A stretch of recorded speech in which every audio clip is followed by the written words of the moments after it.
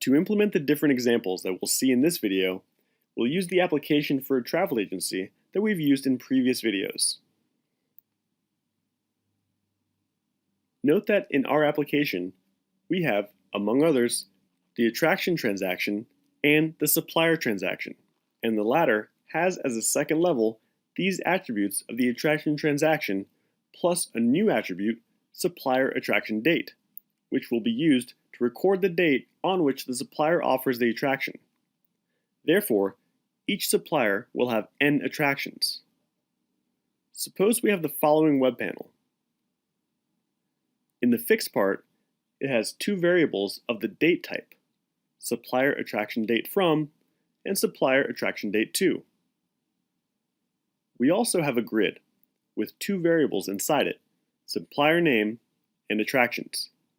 The first one is based on the supplier name attribute, belonging to the supplier table, and the other is of the numeric type. We want to implement the following in this web panel: that the user can select two dates, from and to, and that all the names of the supplier are shown on the screen with their corresponding number of attractions.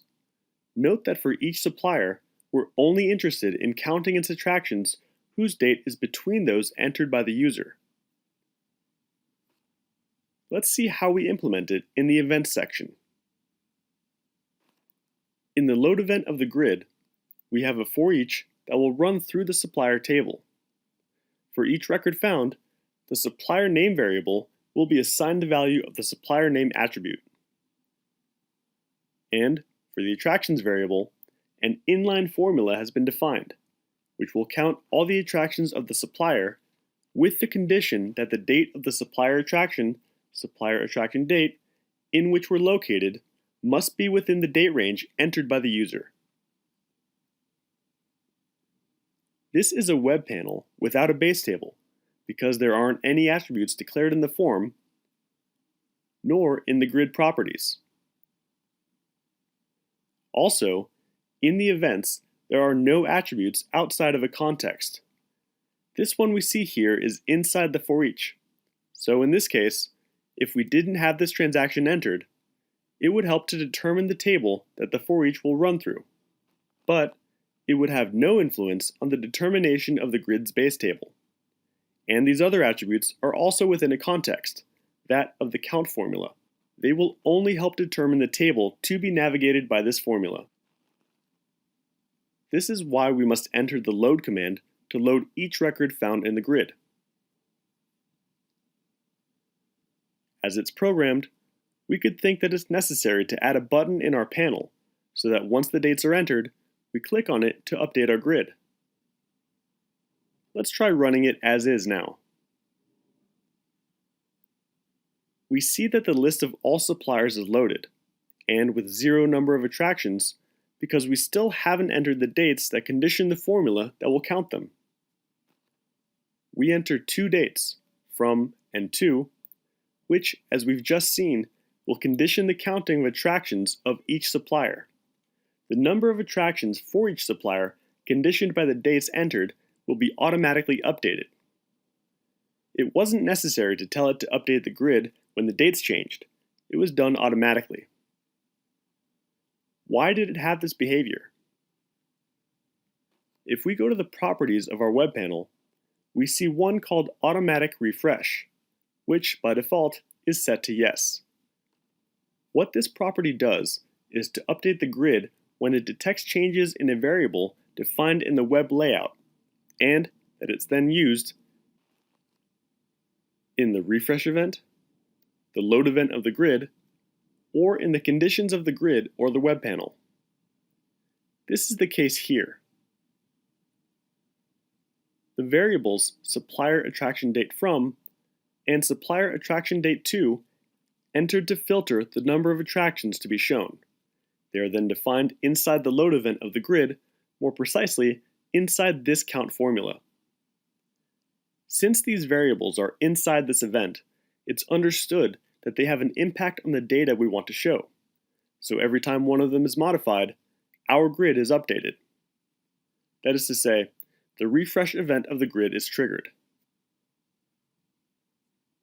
Let's see what happens if we add a new variable to the fixed part of our web panel, but then it's not defined in the load event, nor in a refresh event, nor in any conditions.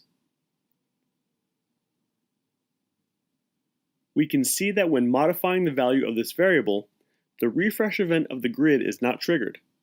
There's no attempt to update the grid, since, as we said, the automatic refresh property does not apply to these cases.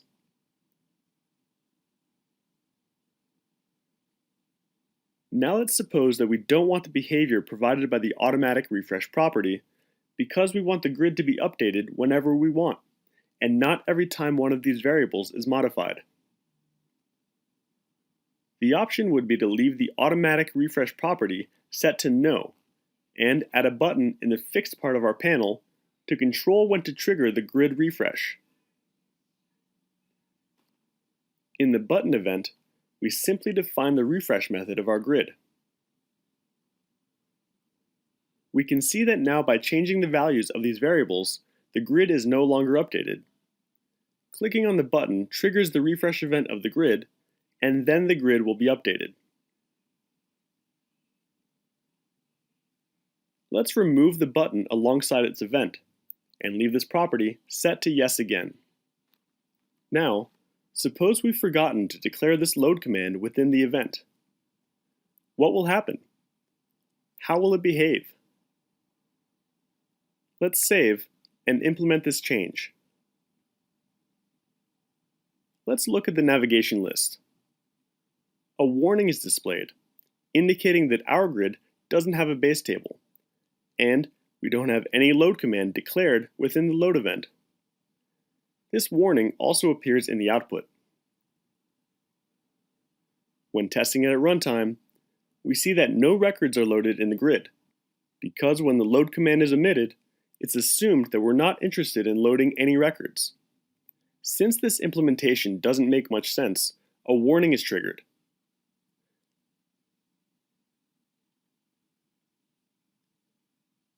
Now suppose that, in this application, we're interested in having a web panel that shows all the countries that have at least one attraction, and then all the attractions, side by side, separated by a bar.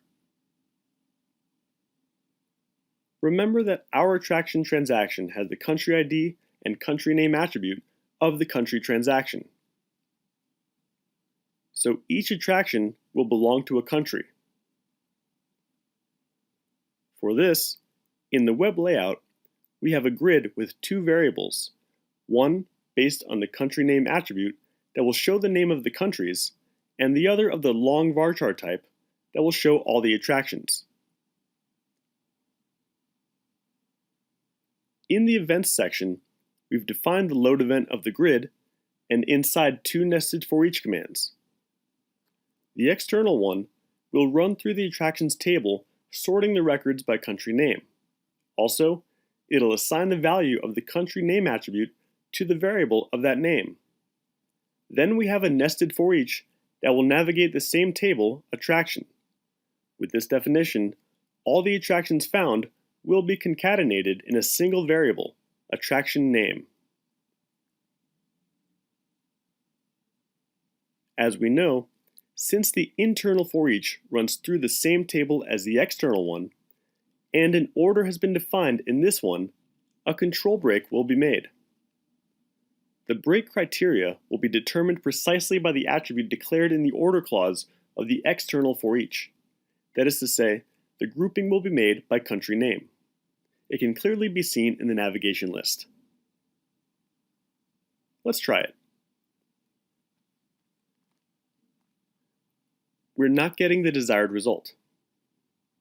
For example, China is being printed once next to its first attraction.